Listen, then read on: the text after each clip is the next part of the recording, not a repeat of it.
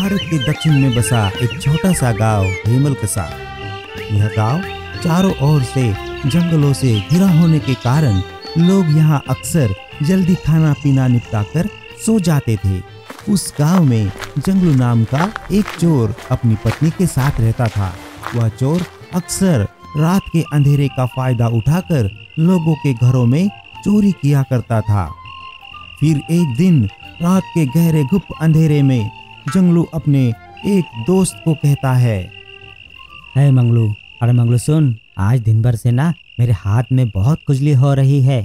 अरे जंगलू, क्या मतलब है तुम्हारा? क्या कहना चाहते हो? साफ साफ कहो। अरे बहुत दिनों से किसी का घर साफ नहीं किया। चल आज दोनों मिलकर कुछ बड़ा हाथ मारते हैं। अबे जंगलू, पागल हुए क्या तू? अरे नहीं, मैं तो नहीं आने वाला। तुझे जाना है तो तू जा। अरे ठीक है मंगलू, जैसी तेरी मर्जी, मैं तो चला।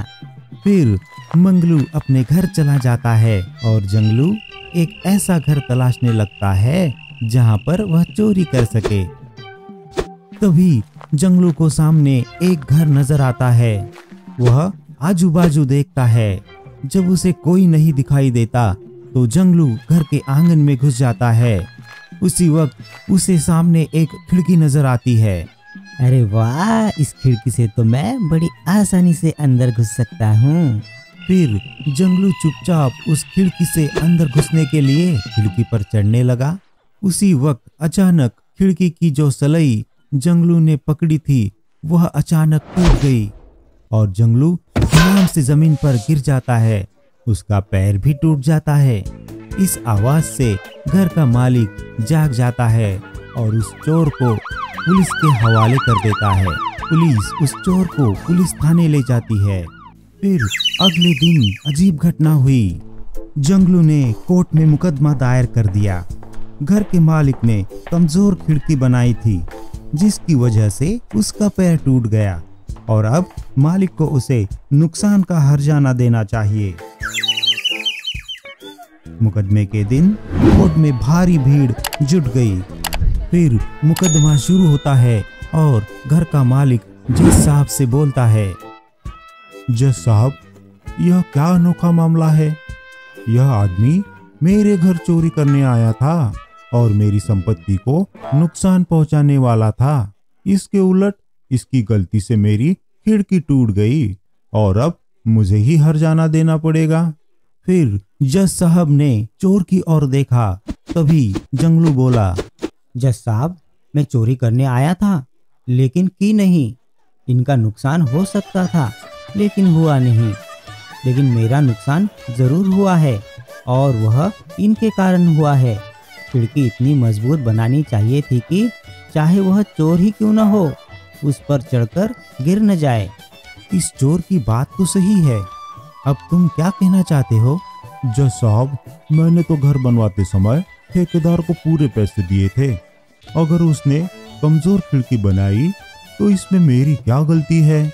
उस ठेकेदार को कोर्ट में पेश किया जाए। फिर उस ठेकेदार को कोर्ट में तुरंत हाजिर किया जाता है। जज साहब, मैंने पूरे पैसे तो लिए और अच्छा सामान भी खरीदा और अच्छे कारीगर भी लगाए। अब अगर खिड़की लगाने वाले कारीगर ने कोई गलती की हो तो इसमें मेरी क्या गलती है? ठीक है, यह अदालत तुम्हारी बात को नोट करती है और उस खिड़की लगाने वाले कारीगर को कोर्ट में पेश करने का हुक्म देती है। फिर उस कारीगर को कोर्ट में बुलाया जाता है। जज साहब, मैंने तो दीवार ठीक से बनाई थी लेकिन खिड़की का फ्रेम लगाते समय बढ़ई ने कोई गड़बड़ी की होगी। इसमें मेरी क्या गलती? फिर बढ़ई को भी कोर्ट में बुलाया गया। जज साहब, मुझसे गलती हुई है लेकिन इसमें मेरा दोष नहीं है। जब मैं खिड़की लगा रहा था उसी समय एक सुंदर औरत वहां से गुजरी। उसके चलते मेरा ध्यान भटक गया। उसने इंद्रधनुषी रंग की चुनरी पहनी थी। मुझे आज भी वह याद है। अब बताइए, इसमें मेरी क्या गलती है? अरे, यह कोर्ट में चल क्या रहा है? उस औरत को कोर्ट में बुलाया जाए। फिर तुरंत उस औरत को अदालत में बुलाया गया। जज साहब, मैं उस दिन वहाँ से गुजरी थी, यह सच है, लेकिन मैं एक साधारण औरत हूँ। मुझ पर कोई ध्यान क्यों देगा? इस बढ़ई का ध्यान सिर्फ मेरी इंद्रधनुषी चुनरी की वजह से भटका। इसमें मेरा कोई दोष नहीं जज साहब। इस चुनरी को रंगने वाला रंगरेज ही असली दोषी है। उस चुनरी को रंगने वाले रंगरेज को कोर्ट में हाजिर किया जाए। फिर कोर्ट ने जैसे ही उस रंगरेज को कोर्ट में हाजिर करने के लिए कहा, तभी अचानक वह औरत शर्माते हुए बोली, जज साहब, उस रंगरेज को बुलाने की जरूरत नहीं है, वह यही मौजूद है। फिर जैसे ही उस औरत ने पैर टूटे चोर की ओर इशारा किया, वैसे ही उस मंगलू चोर ने अपना सिर पकड़ लिया। यह सब सुनते ही जज साहब ने गहरी सांस ली और कहा, यह मामला तो बहुत उलझा हुआ है। लगता है कि यह दोष किसी एक का नहीं, बल्कि गलतियों की एक जटिल श्रृंखला का परिणाम है। उसी वक्त चोर विनम्रता से जज साहब से कहता है, जज साहब, मैं मानता हूँ कि मैं चोरी करने आया था, लेकिन मेरा पैर टूटने की जिम्मेदारी इनकी कमजोर खिड़की की ही है। फिर जज ने थोड़ा मुस्कुराते हुए कहा, तो क्या तुम यह कहना चाहते हो चोरी करना तुम्हारा अधिकार था और खिड़की मजबूत होनी चाहिए थी ताकि तुम सुरक्षित चोरी कर सको? तभी कोर्ट में उपस्थित सभी लोग हंस पड़ते हैं।